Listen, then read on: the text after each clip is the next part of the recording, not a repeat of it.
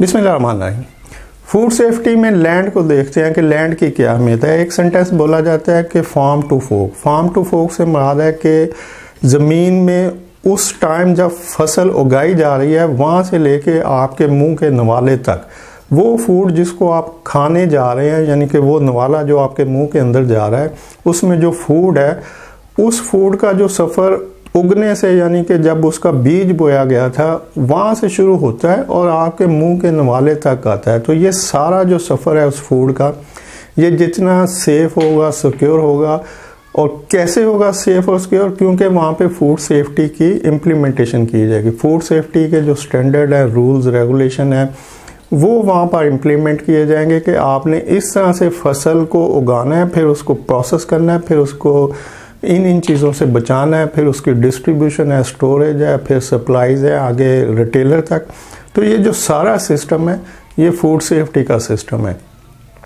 अब इसको global gap का नाम दिया जाता है। गैप से मुराद है गुड एग्रीकल्चर प्रैक्टिसेस, यानी जिस तरह से फूड सेफ्टी के सेपरेट सिस्टम है जो प्रोसेस फूड के लिए हैं। बहुत सारे लोग समझ रहे होते हैं कि प्रोसेस फूड ही फूड सेफ्टी का सिस्टम प्रोसेस फूड के ऊपर इम्प्लीमेंट हो रहा है, लेकिन ऐसे नहीं है।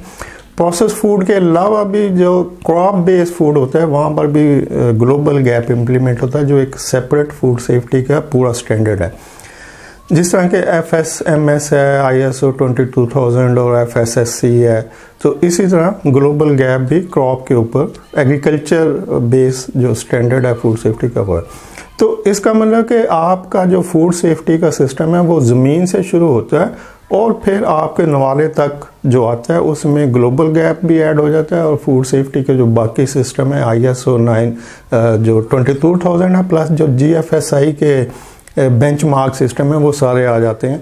तो ये सारे सिस्टम इंशाल्लाह आगे डिस्कस करेंगे कि कौन कौन से हैं। तो लेकिन ये सारे सिस्टम क्रॉप से लेके आपके मुंह के नवाले तक जो फूड आ रहा है उसको सेफ, सिक्योर और न्यूट्रिशन रखने के लिए काम आते हैं। अच्छा, अब देखते हैं कि फूड की ज़रूरत किनको होती है। फूड की ज़रूरत देखें, पहले तो ये देख लें कि जो अर्थ है, जो ज़मीन है, जो जिसमें हम रह रहे हैं, यहाँ पे 3 किस्म के जानदार हैं और तीनों को फूड की ज़रूरत होती है। उनमें नंबर 1 तो इंसान है, नंबर 2 जानवर हैं और नंबर 3 नबातात हैं जिसमें पौधे वगैरह आ जाते हैं। तो अब इंसानों को किस चीज़ की ज़रूरत है, कौन सा फूड चाहिए? तो इंसानों का फूड आता कहाँ से है? तो जो ह्यूमन है, हम इसको यहाँ देख लेते हैं। ह्यूमन का फूड आएगा एनिमल से और प्लांट से। प्लांट से हमारा पौधे। तो अब इन दोनों को फिर फूड की ज़रूरत है। तो एनिमल का फूड कहाँ से आएगा? एनिमल का फूड आएगा एनिमल से, यानी एनिमल के मीट से और प्लांट से। ये तो आपको पता होगा कि बहुत सारे जो जानवर हैं वो प्लांट बेस्ड फूड खाते हैं, जैसे कि गाय, भैंस, बकरियां, ऐसे जो कि सब्ज़े को खाते हैं। और बहुत से जानवर ऐसे हैं जो गोश्त खाते हैं, जैसे शेर है, चीता है, इस तरह के। तो एनिमल में भी दोनों टाइप के लोग हैं, सॉरी लोग नहीं, मतलब एनिमल में भी 2 किस्में हैं। एक एनिमल का ही गोश्त खाती हैं और दूसरे प्लांट बेस्ड फूड खाती हैं। और ह्यूमन में भी 2 तरह का फूड खाया जाता है, एक एनिमल बेस्ड फूड होता है, दूसरा प्लांट बेस्ड फूड होता है। देखें कि प्लांट को फूड कहाँ से मिलता है। तो प्लांट को फूड का एक ही सोर्स है और वो सोर्स है नेचर। नेचर से वो हवा लेते हैं, मिट्टी लेते हैं, मिट्टी की ज़रखेज़ी लेते हैं और पानी लेते हैं। तो इसका मतलब यहाँ पे एयर, वाटर और जो मिट्टी की ज़रखेज़ी कह लें, तो इस तरह से कुछ और भी हो सकता है। बहरहाल मेन चीज़ें यही हैं कि प्लांट को ग्रो करने के लिए मिट्टी की ज़रखेज़ी होनी चाहिए, हवा होनी चाहिए और पानी होना चाहिए। तो इस तरह से तीनों जानदार जो हैं, इंसान है, जानवर है और प्लांट है, इनको फूड की ज़रूरत है। अब देखते हैं कि जो एनिमल है उनका फूड और जो प्लांट बेस्ड फूड है, इसको प्रोसेस करने के लिए देखो फूड 2 तरह के होते हैं। एक वो फूड जो डायरेक्ट आपको क्रॉप से आपके पास आ जाता है और आप प्रोसेस करते हैं खुद घर में। एक फूड वो होता है जो कि क्रॉप से फैक्ट्रियों में चला जाता है और वहाँ पे प्रोसेस होता है। अब यहाँ पर वो फूड जो घरों में प्रोसेस हो रहा था उसके लिए हर बंदे को ट्रस्ट होता है अपनी फैमिली के ऊपर। अगर वालदा बना रही है या कोई बड़ा बुजुर्ग बना रहा है जो फूड को प्रोसेस कर रहा है, घर में खाना बना रहा है किचन में, तो फैमिली को ट्रस्ट होता है कि ये नीट एंड क्लीन फूड होगा, सेफ एंड सिक्योर होगा, हाथ धोए होंगे, प्रॉपर हाइजीन होगी, किचन की सर्फेस प्रॉपरली क्लीन होंगी, जो बर्तन है उसको प्रॉपरली क्लीन किया जाएगा, और फूड प्रोसेस करने का जो प्रोसेस है उसको भी प्रॉपरली मैनेज किया जाएगा और लुक आफ्टर किया जाएगा।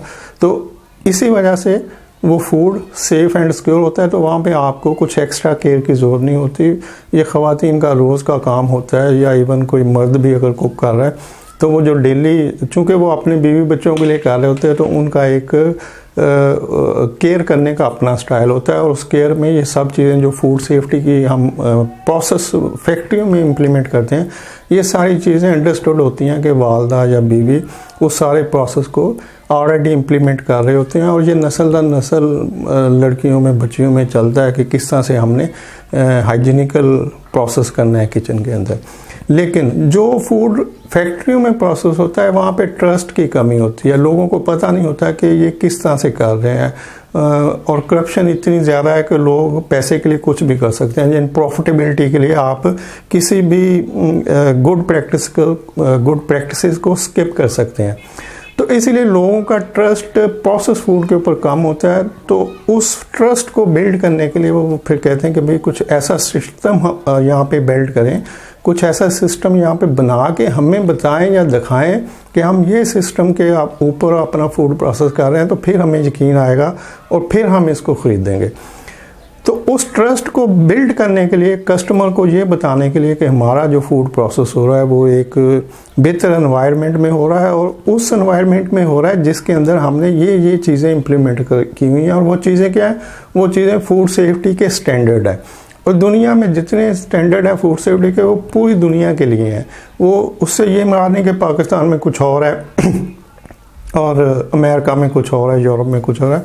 तो हर स्टैंडर्ड को बनाने का और इम्प्लीमेंट करने का मकसद यही है कि ये पूरी दुनिया में एक ही तरह से नाफज हो। और जहाँ पर भी ये बताया जाए कि ये फूड सेफ्टी का ये वाला सिस्टम यहाँ पे चल रहा है, तो इसका मतलब कि कस्टमर उस पर आंखें बंद करके यकीन करें कि बिल्कुल ये, अगर ये सिस्टम इन्होंने लिया हुआ है तो इसका मतलब कि ये फूड खाने के काबिल है और इसमें कोई प्रॉब्लम नहीं हो सकती, मुजरे से नहीं हो सकता, तो हमें इसको ख़रीद लेना चाहिए। तो अब देखते हैं कि जो अब अगर इंसान एनिमल से भी फूड ले रहा है, क्रॉप से भी फूड ले रहा है, तो फिर हमने इसकी फूड सेफ्टी के लिए क्या करना चाहिए। तो अब इसके दो तरीके हैं।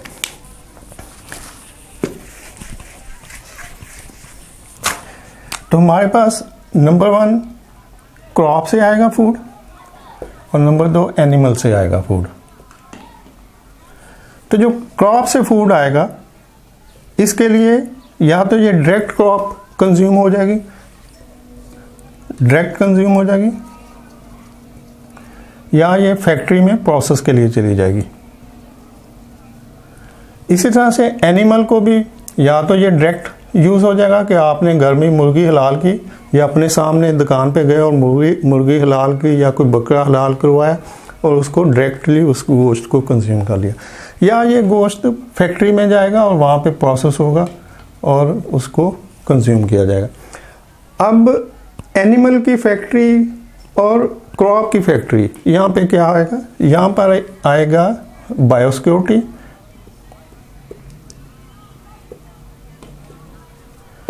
क्योंकि यहाँ पर एनिमल को रखा जाएगा, उनकी परवरिश की जाएगी, उनकी जो निगहदाश्त की जाएगी, उनको बीमारियों से सेफ रखा जाएगा और फिर उसका गोश्त को प्रोसेस किया जाएगा, स्लॉटरिंग की जाएगी। तो जितनी भी एनिमल बेस फूड होगा उसकी प्रोसेसिंग के लिए या उसकी ग्रोथ के लिए, उसको पालने के लिए उन जानवर को वहाँ पे बायोसिक्योरिटी इम्प्लीमेंट की जाएगी। बायोसिक्योरिटी क्या है इसको मैं आगे एक्सप्लेन करूँगा, लेकिन जो फूड क्रॉप से आएगा और फैक्ट्रियों में प्रोसेस होगा वहाँ पे फूड सेफ्टी इम्प्लीमेंट की जाएगी।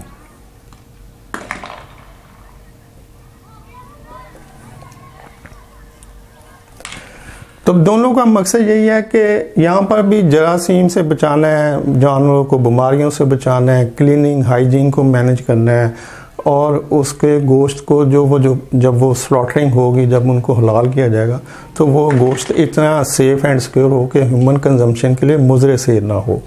और यहाँ पर भी जब फैक्ट्रियों में किसी फूड को प्रोसेस किया जाएगा तो उसका मकसद भी ये होता है कि फ़ूड जो है वो इतना सेफ़ और सिक्योर हो कि वो मुज़र से ना हो और लोगों का ट्रस्ट उसके ऊपर बिल्ड किया जाए। तो फूड सेफ्टी और बायोसिक्योरिटी को आगे जारी रखेंगे। वीडियो देखने के लिए शुक्रिया। अल्लाह हाफ़िज़।